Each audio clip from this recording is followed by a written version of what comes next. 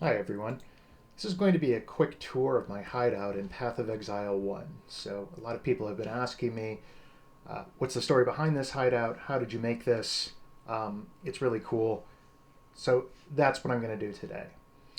So we're here on my Gladiator in the Settlers of Kalgur League.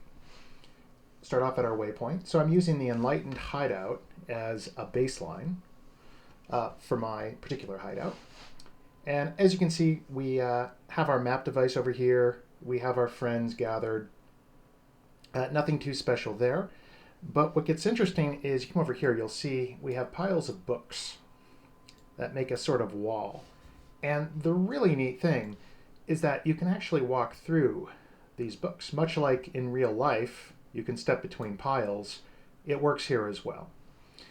Now this nice couch that we have over here, you might wonder, what's the point of this? That was actually Zana's couch. She has left my hideout, not sure if she's ever coming back, but this is where she used to hang out. Place for her to rest if she felt like it, usually chose not to, but she easily could have lain on the couch.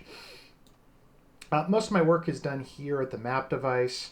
We slot maps, we run them, we put stuff in our stash, and get right back in there. Right.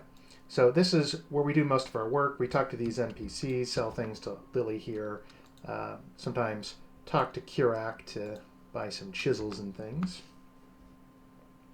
Let's head up this way. You can see that my crafting area is over here. This used to be more complex. So before they did the master rework back a few years ago, you can see I have my tombstones from Katarina. I think this was the Verici table right here. Over here we have the little Elrion thing. Who was that guy who was in charge of the arena, Leo? So I've kept those all here. Haku's little armor table. I've kept them there for nostalgia. They're no longer functional, right? But I like to see them to remind me of the good old days. Now everything can be done from this horticrafting station or from the crafting bench, which I have designated with this particular skin here.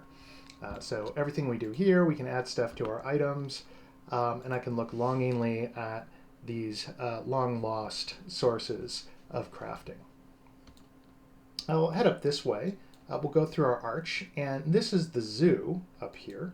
As you can see, our Beastmaster is overseeing the various animals. We've created a kind of nature preserve.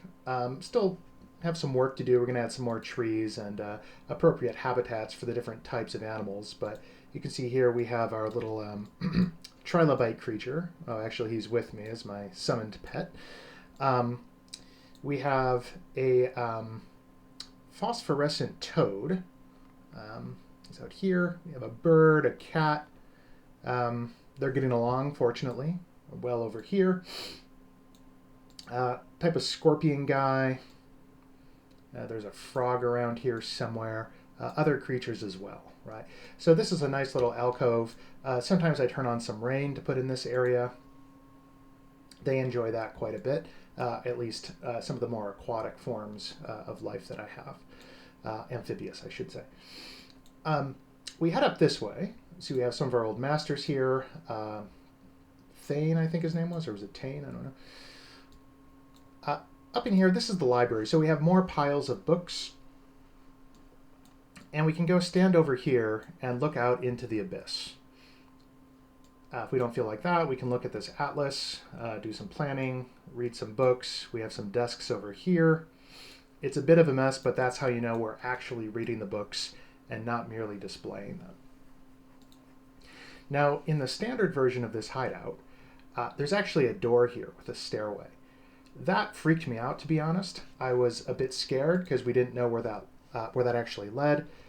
Monsters could come down or uninvited guests. So we actually walled this off with some bookcases. So now we're perfectly safe down here, unless creatures come up from the abyss, which so far hasn't happened. We're perfectly safe down here from intruders, from the surface at least.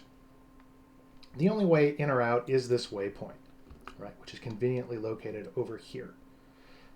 Looks like we have a currency order, 2 divine orbs. Take those.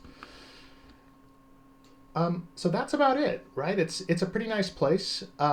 You might wonder why the Enlightened Hideout. Why is that the best one? And simply, it is the most secure, right? It's the one in which you feel the safest. For one thing, it has a roof, right? You're seemingly underground or at least in some kind of structure, whereas so many of the other hideouts are in the open air, and you just can't feel safe from there. You're open to aerial attack, land invasion from various sides. So I feel much safer in this sort of setup.